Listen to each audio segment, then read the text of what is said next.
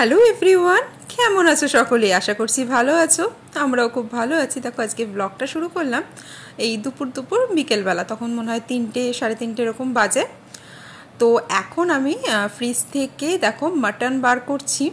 আর এই মাটন রান্নার পুরো রেসিপিটাই কিন্তু আমি খুব স্টেপ বাই স্টেপ তোমাদের কাছে দেখাবো। তো কালকে হচ্ছে জামাই ষষ্ঠী, আর জামাই ষষ্ঠীর আগের দিন রাতেই আমাদের ডিনারের স্পেশাল মেনু হচ্ছে মাটন, আর তার সাথে হবে ফ্রাইড রাইস।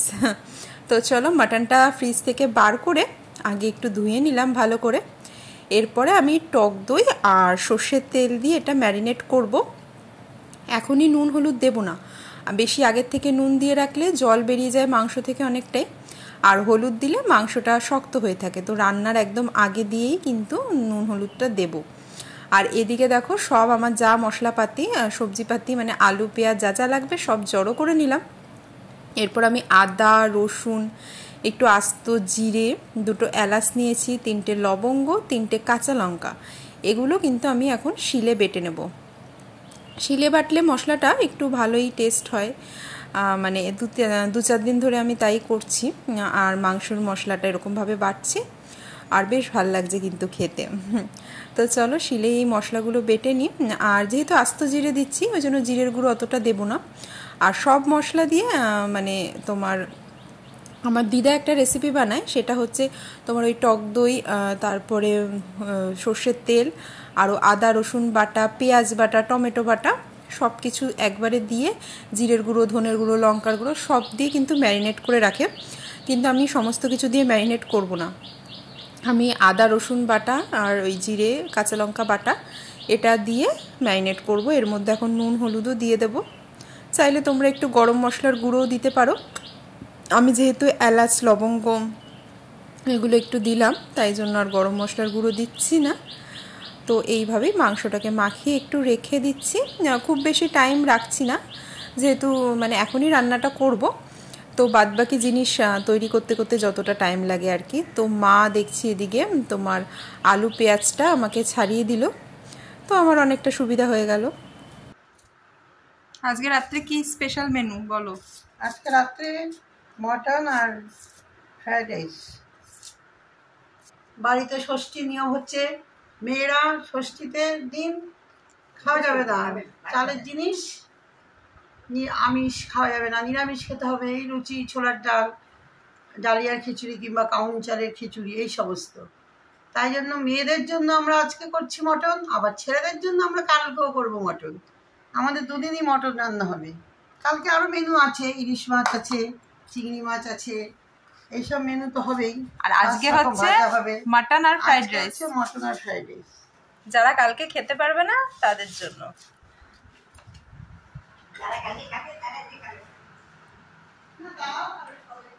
তো প্রথমেই কড়াইতে তেল দিয়ে তার মধ্যে নুন হলুদ দিয়ে মাখানো আলুগুলো দিয়ে ভাজবো। তেল খুব একটা বেশি দেব না, যেহেতু মাটনের চর্বি আছে।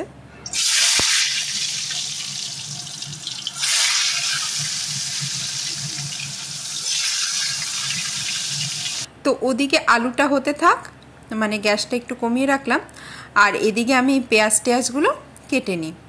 আমার না এরকমভাবে রান্না করতেই খুব ভালো লাগে, সব কিছু জোগাড় করে তারপরে রান্না শুরু করলে দেখবে টাইমটা বেশি লাগে। তো আগে ভেবে নিই কোনটা কোনটা আগে লাগবে, তারপরে সেটা রান্নার তো একটা টাইম আছে না, সেই টাইমটায় আমি বাদবাকি জিনিসগুলো তৈরি করি। তাহলে কিন্তু কুকিং টাইমটা অনেকটাই কমে যায়, এইরকম করে রান্নাটা ঝটপট হয়।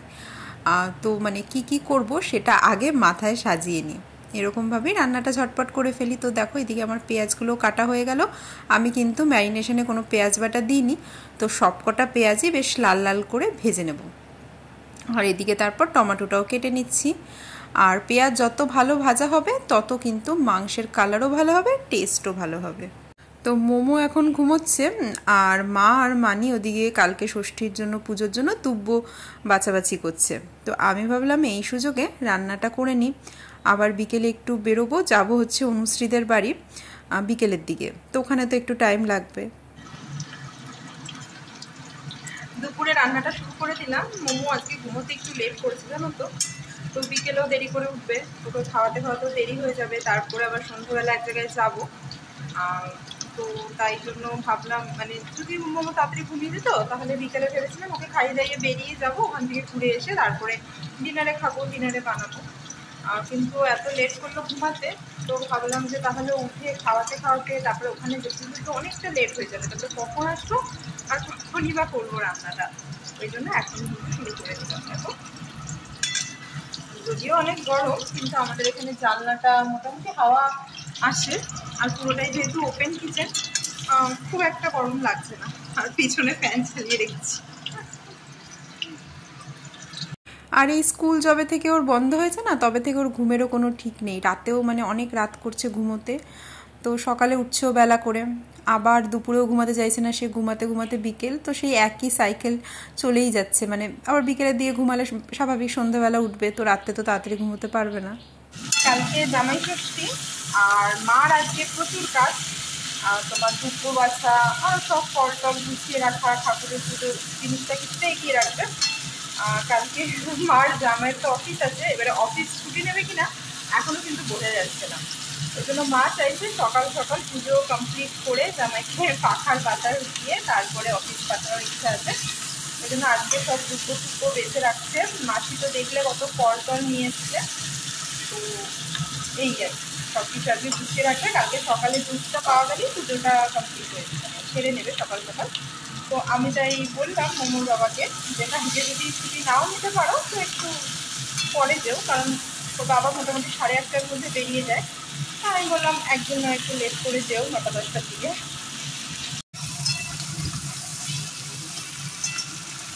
আমার বিয়ের 7 বছর কমপ্লিট হলো, তো এটা 7 নম্বর জামাই ষষ্ঠী আমার হাজব্যান্ডের, কিন্তু ও প্রথমবার জামাই ষষ্ঠী করার পর পরপর 3বারই আসতে পারেনি, তখন আমরা মধ্যপ্রদেশে ছিলাম, তো ওখান থেকে তো সবসময় আসা সম্ভব না, কারণ হয়তো দেখা গেল 2 মাস আগেই আমরা এখান থেকে ঘুরে গেছি, যেহেতু এপ্রিল মাসে আমার অ্যানিভার্সারি, তো ওই টাইমটায় আসা হতো, তো বছরে 2-3বার আসা হতো, তো তাই আর জামাই ষষ্ঠীর সময় আলাদা করে টিকিট কেটে আসা হতো না আর কি। তো 3বার মিস করার পর কিন্তু লাস্টের 2-3 বছর রেগুলার হয়েছে।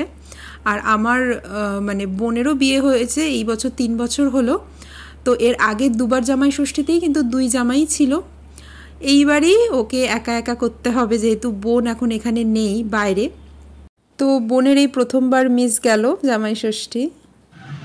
বাটা মশলায় জিরে দিয়েছিলাম, আস্ত জিরে, ওই জন্য জিরের গুঁড়ো অল্প একটু দিলাম, বেশি দিলাম, ধনের গুঁড়োটা দিলাম কারণ আস্ত ধনে ছিল না, গুঁড়োই দিলাম তাই।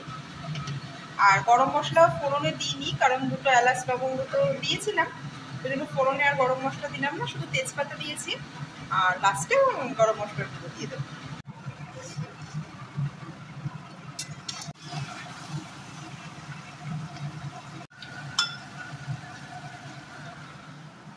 তো ওদিকে মাংসটা কষুক, এখানে একটু বসে হাওয়া খেয়ে নিই। দেখো এইখানে বসে হাওয়া খাচ্ছি, আর এইখানে দেখো মাংসটা রান্না হচ্ছে, তো একবার করে যাচ্ছি, নাড়া দিচ্ছি যাতে লেগে না যায়, আবার লেগে গেলে অসুবিধা আছে। এখন আমি তোমার বাড়িয়ে বাড়িয়ে কষাচ্ছি, এখন বাড়িয়ে বাড়িয়ে তোমার 10 মিনিট মতো কষাবো, তারপর চাপা দিয়ে রাখবো। চাপা দিয়ে রাখলে মাটন থেকে যে জলটা বেরোবে, সেই জলে যখন মাটন রান্না হবে তো টেস্টটা তো অবভিয়াসলি ভালো হবে, কিন্তু প্রথমে 10-15 মিনিট বাড়িয়ে বাড়িয়ে কষাবো, তারপরে একদম নিভু আছে চাপা দিয়ে রেখে দেবো। তো এই দেখো এবারে মাটনটা আমি চাপা দিয়ে এর থেকে জল বেরোবে, সেই জলেই মাটনটা কিন্তু ভালো সেদ্ধ হবে। এখন মাংসটা কমিয়ে চাপা দিয়ে রাখলাম, কিন্তু মানে একেবারে ভুলে গেলে চলবে না, 5 মিনিট পর পর এসে কিন্তু এটা নাড়িয়ে যেতে হবে, নইলে তলা দিয়ে লেগে যেতে পারে। তো চলো দেখে আসি মোমো কি করছে। মোমোকে তো ঘুম পাড়িয়ে রেখে এসেছিলাম, দেখি উঠে গেছে কিনা। এই দেখো আমাদের জানলার নেটগুলো বিড়ালে ছিঁড়ে দিয়েছে, তো এখন দিদা বসে বসে সেই নেটগুলো সেলাই করছে। এটা কি মশারি, পুরনো মশারির ছেঁড়া কাপড় দিয়ে এখন দিদাই নেটগুলো সেলাই করছে। এই আগের বাড়ির নেটগুলো পাতলা হয়ে গেছে, ওই জন্য এবার কিন্তু মোটা নেট লাগিয়েছি যাতে বিড়ালেও ছিঁড়তে না পারে। দাঁড়াও তোমাদের দেখাই এবার কিরকম নেট লাগিয়েছি। এই দেখো দিদা তো এখন এগুলো সেলাই করছে, করুক। এই জানলায় পাতলাই নেট, এগুলো মশার জন্য মেনলি। আর এখানে বিড়ালের জন্য লাগিয়েছি, আমাদের জানলার এগুলো এত বড় বড় ফাঁক, তো এখান দিয়ে বিড়াল ঢুকে যায়। এগুলো শক্তপোক্ত, কিন্তু এগুলোতে মশা আটকাবে না, তবে বিড়াল এগুলো ছিটতে পারবে না। এই দেখো। তো দেখো বাড়িয়ে আমি 10 মিনিট মতো কষিয়ে নিয়েছিলাম, আর ওরকম চাপা দেওয়া অবস্থায় 15 মিনিট মতো। তো এখন আর কষানোর কিছু বাকি নেই, কারণ অলরেডি প্রচুর তেল বেরিয়ে গেছে, তোমরা দেখতেই পাচ্ছ। এখন আলুগুলোও নরম হয়ে গেছে। তো দেখতেই পাচ্ছ মাংস থেকে তেল বেরিয়ে গেছে। এখন আমি বাড়িয়ে বাড়িয়ে একদম ঝোলটা শুকিয়ে তারপরে আলুটা তুলে রাখবো, আর মাংসগুলো দিয়ে দেবো প্রেসারে। আলুটা যেহেতু নরম হয়ে গেছে, ওটা একটা বাটিতে তুলে এবারে মাংসের কড়াইতেই কিন্তু আমি একটু গরম জল করে নেব ঝোলের জন্য। মাংসটা প্রেসারে দিয়ে দিলাম। তো এখন জলটা ফুটে উঠলে ওটা মাংসে দিয়ে দেবো, দিয়ে প্রেসারের ঢাকা অফ করে সিটি দেবো। কটা সিটি দেবো? বাড়িয়ে বাড়িয়ে 2টো দেবো, তারপর কমিয়ে ওটাকে 15 মিনিট রাখবো। চিকেনের থেকে আমার মাটন রান্নাটাই বেশি সোজা বলে মনে হয়, পরপর স্টেপ অনুযায়ী করলে কিছুই অসুবিধা না। তো গরম জলটা দেখলেই ফুটে গেল, ওটা জাস্ট মাংসে ঢেলে দিলাম। আলু আগেই তুলে রেখেছিলাম, প্রেসারের ঢাকনি বন্ধ করে গ্যাসের ফ্লেম একদম হাই ফ্লেমে থাকবে, দিয়ে 2টো সিটি আসবে। 2টো সিটি আসলে তারপরে ফ্লেমটা একদম কম আছে করে ওটা 15 মিনিট মতো থাকবে। 15 মিনিট পর গ্যাসটা অফ করে ওই রকমই হতে দেবো, ওর প্রেশারটা আপনা আপনি রিলিজ হতে দেবো, তারপরে মাটনটাকে খুলবো। আর এটা মাটনের কোয়ালিটির ওপর বা প্রেশার কুকারের ওপর টাইমিংটা ডিফারেন্ট হয়। তো এটা মোটামুটি রেওয়াজি খাসি, তো বেশিক্ষণ টাইম লাগবে না, একদম নিভু আছে 15 মিনিট রাখলেই হয়ে যায় এই মাটনটা। আর তারপর তোমার ঢাকা খুলে ওর মধ্যে আলু টালুগুলো, গরম মশলার গুঁড়ো সব দেবো। মাংস কষানোর মশলাটা একটু খেয়ে দেখলাম, নুন একদম পারফেক্ট, নুন আর দিতে হবে না মনে হচ্ছে। তো লাস্টে একবার সব কিছু চেখে নেব, আর গরম মশলা দিয়ে নামিয়ে নেবো, ব্যাস হয়ে গেল। আর আলুটাও মিশিয়ে দেবো। ওর হ্যাঁ, আমি তো প্রথমে 3টে কাঁচা লঙ্কা দিলাম, আর লঙ্কা তো দিইনি, কারণ আমার মেয়ে খুব একটা ঝাল খায় না। তো লাস্টে ওরটা একটু তুলে রেখে তারপর আরও 2-3টে লঙ্কা দিয়ে দেবো, যদি দেখি যে সেরকম ঝাল হয়নি। তো এই তো, চলো দেখতে থাকো। এরপর মাটনটা হয়ে গেলে, আসলে এটা আমি তাড়াতাড়ি করলাম, বিকেলে যাবো এক জায়গায়, তারপরে এখন বাজে হচ্ছে 4:45 মতো বাজে। তো এটা হয়ে যাক, তারপরেই বেরোবো। মোমো যদি উঠে যায় এর মধ্যে, ওকেও একটু খাইয়ে দেবো। তারপরে এসে ফ্রাইড রাইসটা বানাবো। তো গাজর আছে, বিনস নেই। মা বললো তাহলে আসার সময় যদি বাজারে বিনস পাস তো নিয়ে আসিস অল্প করে, মানে শুধু ফ্রাইড রাইসটা করার জন্যই, কারণ এখন তো বিনসের সিজন না, তো সেরকম খাওয়াও হয় না। তো শুধু ফ্রাইড রাইস করার মতনই যদি বিনস পাই তো নিয়ে আসবো। তো এই তো চলো এখন বেরিয়ে পড়ছি। এখন হচ্ছে বিকেল তোমার 5:30 মতো বাজে, আর এখন যাচ্ছি হচ্ছে অনুশ্রীদের বাড়ি, একটু দরকার ছিল ওর সাথে। আমি ভেবেছিলাম প্রথমে তোমাদের বলবো না, সারপ্রাইজ দেবো, ওই জন্য দেখাচ্ছি তোমাদের, দেখো কোথায় এসছি আমি, তোমরা চিনতে পারো কিনা। কিন্তু আগেই তো আমি বলে দিলাম, এই যে ওদের কুলারটা চিনতেই পারছো নিশ্চয়ই। এটা কি জল রাখো নাকি? কি স্টিলের? এটা কি দাও? ও স্টিলের, এটা চালের জল। দেখো সুবর্ণা কতদিন পর এলো। কে বলো দাও? আমি তোমাকে দাও, ভিডিও করে দিই। কি দেবো, বান্ধবী এসছে, পায়েস দিলাম। হ্যাঁ হ্যাঁ, দেখে তো মনে হচ্ছে তাই, গুড়ের পায়েস।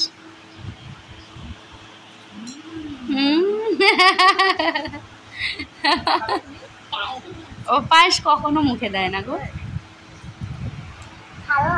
মিষ্টি পছন্দ না? রসগোল্লাটা খায়, কিন্তু ওই পায়েস খাবে না।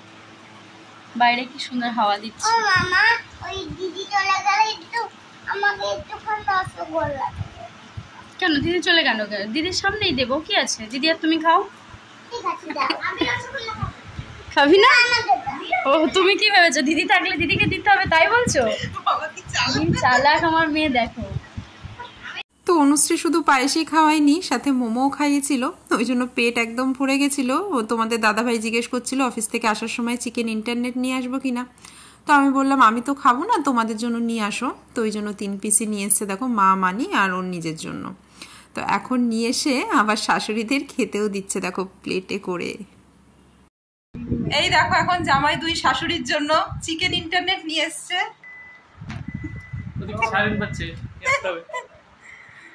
তো মানি বলছিল এতটা বড় খাবো না, তুইও একটু খা, আর মানে আমার মেয়ের জন্য বলছিল একটু রেখে দে। তো ওর জন্য মা আবার ভেঙে দেখো একটু রাখছে।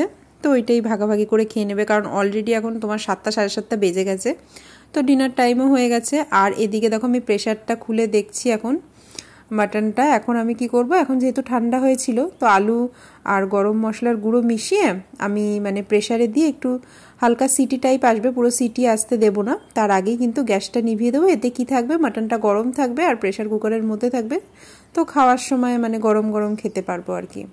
তো এদিকে দেখো এই গাজর বিনস এগুলো কেটে কিন্তু মানি আর মা মিলেই ফ্রাইড রাইসটা করে ফেললো, আমাকে আর করতে হলো না। আর এদিকে আমি মোমোর সাথে বসে বসে খুনসুটি করছি, আর মোমো আমাকে পেয়ে আর ছাড়তে চাইছে না।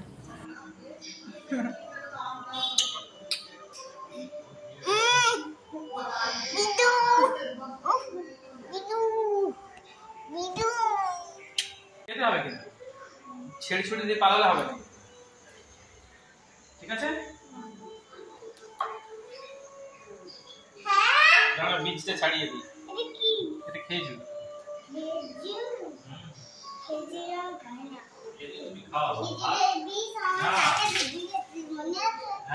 খেজুরের বীজ নাকে ঢুকে গেছে, তাই বলে কি আর খেজুরি খাবি না? ছাড়িয়ে দিলাম তো, আর বীজ লাগবেই না। আমিও খেজুর খাই, তুমিও খাও, মিলে মিলে খাবে, ঠিক আছে? একদমই বেশি করবি না। মোমো ছোটবেলায় খুব খেজুর খেতে ভালোবাসতো, তবে যবে থেকে ওর নাকে খেজুরের বীজ ঢুকে গেছিলো একবার, তারপর থেকে আর খেজুর খায় না, খেতে চায় না আর কি। মানে বীজ ঢুকে গেছিলো, নিজেই বদমাশি করে ঢুকিয়েছে, তারপর ওরও মনে হয়েছে যে খেজুর খেলেই বুঝি ওরকম হবে, তাই জন্য নাকি জানি না, মানে ওর ভালোও লাগে না খেতে, খায় না, অনেক দিন ধরেই খায় না। আর এদিকে দেখো এই যে মানি পুরো ফ্রাইড রাইসটা মিক্স করছে, আর ওদিকে মা চিনি টিনি গরম মশলা ঘি সব কিছু দিয়ে দিচ্ছে। আগে ভাতটা করে তার মধ্যে সব মিক্স করা হলো, কাজু বাদাম কিশমিশ গাজর বিনস এগুলো আগে ভেজে তুলে রেখে ভাতটা হয়ে গেলে ওর মধ্যে সব মিক্স করে দেওয়া হলো।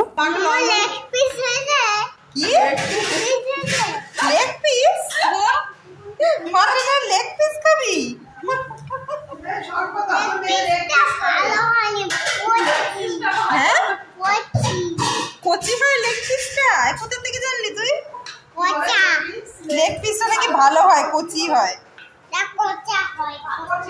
তো চলো এই পাকুনি বুড়িকে আগে খাইয়ে দিই, তারপরে আমরা সবাই মিলে ডিনার করব। আর আজকের ব্লগটাও এখানেই শেষ করে দিচ্ছি। তো তোমাদের আজকের ভিডিওটা কেমন লাগলো অবশ্যই কিন্তু জানিও কমেন্ট করে, তোমাদের কমেন্ট পেলে আমার বেশ ভালো লাগে। তো চলো টাটা, আবার তোমাদের সাথে দেখা হবে নতুন একটা ব্লগে।